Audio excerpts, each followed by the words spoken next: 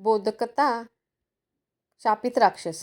घनदाट जंगल इतकं भयानक की सूर्यप्रकाशही जमिनीपर्यंत नीट पोहोचत नसे. त्या जंगलात एक राक्षस राहत होता, भैरव. भैरव भयंकर होता. त्याची उंची झाडांइतकी, डोळे लाल भडक आणि आवाज कडकडाटासारखा. पण त्याचं सर्वात भयानक रूप म्हणजे तो माणसांना खात असे. गावकरी त्या जंगलाच्या नावानेही थरथर कापायचे. पण भैरव जन्मतः राक्षस नव्हता. खूप वर्षापूर्वी भैरव एक साधा माणूस होता. दयाळू पण खूप गर्विष्ठ. त्याला स्वतःच्या शक्तीचा आणि बुद्धीचा फार अभिमान होता. एक दिवस जंगलात एक वृद्ध ऋषी ध्यान करत होते. भैरव त्यांच्याजवळ गेला आणि त्यांची थट्टा करू लागला. तुमचं ध्यान काही कामाचं नाही. खरी ताकद माझ्यात आहे, तो गर्वाने म्हणाला. ऋषींनी शांतपणे डोळे उघडले आणि म्हणाले, गर्व माणसाला अंध बनवतो.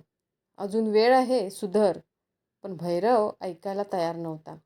त्याने ऋषींचा अपमानच केला. तेव्हा ऋषींनी संतापून शाप दिला. तू जसा आतून क्रूर आहेस, तसाच बाहेरूनही होशील. राक्षस बनशील आणि तुझी भूक कधीच शांत होणार नाही. जोपर्यंत तू खऱ्या पश्चातापाने एखाद्याचा जीव वाचवत नाहीस, तोपर्यंत तुला मुक्ती नाही. क्षणात भैरव राक्षस बनला. काळ पुढे गेला. भैरव राक्षस बनून जंगलात राहू लागला. त्याला भूक लागत असे. असं काही की तो स्वतःवर नियंत्रण ठेवू शकत नसे. तो माणसांना खात असे, पण प्रत्येक वेळी त्याच्या मनाला वेदना होत असे. मी काय बनलो आहे, तो स्वतःलाच विचारायचा. एक दिवस एक छोटी मुलगी जंगलात हरवली, गौरी. ती रडत होती. भैरवने तिला पाहिलं. त्याच्या आतला राक्षस जागा झाला, पण त्याचवेळी त्याच्या आतला माणूसही जागा झाला. गौरी घाबरून म्हणाली, काका, मला माझ्या आईकडे जायचंय. मला वाचवा. त्या निष्पाप आवाजाने भैरव थांबला. त्याच्या मनात संघर्ष सुरू झाला. भूक वर्सेस माणुसकी. भैरवने स्वतःला रोखलं. तो म्हणाला, मी तुला काही करणार नाही. मी तुला घरी सोडतो. गौरी त्याच्यावर विश्वास ठेवून त्याच्या मागे चालू लागली. रस्त्यात भैरवला खूप त्रास झाला. भूक वाढत होती, पण तो थांबला नाही. शेवटी तो गावाच्या सीमेवर पोहोचला आणि गौरीला सुरक्षित सोडलं. गौरीच्या आईने रडत रडत तिला मिठी मारली. गौरी मागे वळून म्हणाली, धन्यवाद काका. त्या क्षणी आकाशात प्रकाश चमकला. तोच ऋषी प्रकट झाले. भैरव, आज तू खऱ्या अर्थाने माणूस झालास. तू स्वतःच्या भुकेवर मात करून एका जीवाचं रक्षण केलंस.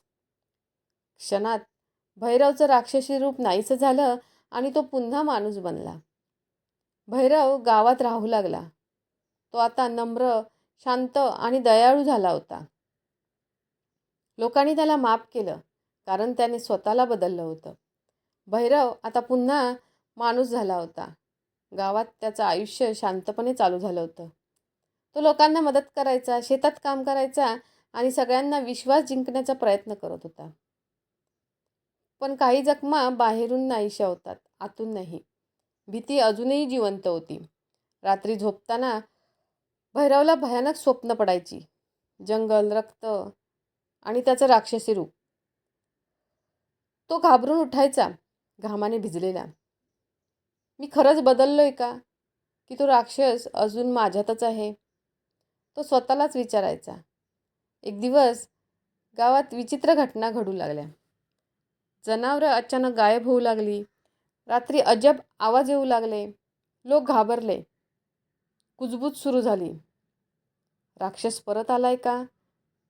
काही लोकांनी संशयाने भैरवकडे पाहायला सुरुवात केली. एके दिवशी गावातील एका माणसाने थेट भैरवला विचारलं, हे सगळं तू करत नाहीयेस ना? भैरव दुखावला. मी तसं आयुष्य मागे सोडलंय, तो शांतपणे म्हणाला. पण लोकांच्या मनात शंका बसली होती. भैरव पुन्हा एकटा पडला. त्या रात्री भैरवने ठरवलं, सत्य शोधायचंच. तो पुन्हा त्या जंगलात गेला, जिथे त्याने राक्षस म्हणून आयुष्य घालवलं होतं.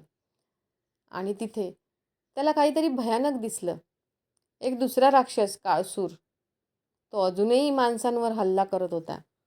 भैरव घाबरला, कारण काळसूर त्याच्यासारखाच होता. क्रूर, भुकेला, निर्दयी. क्षणभर त्याला वाटलं मी पळून जावं, पण लगेच त्याला गौरीची आठवण झाली.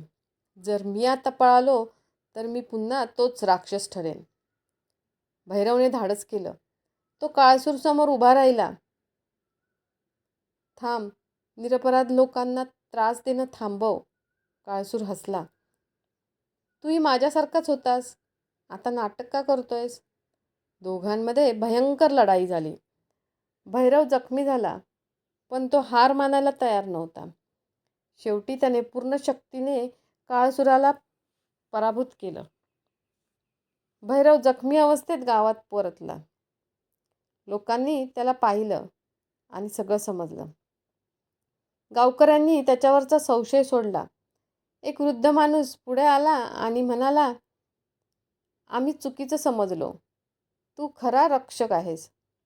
भैरव आता फक्त एक माणूस नव्हता.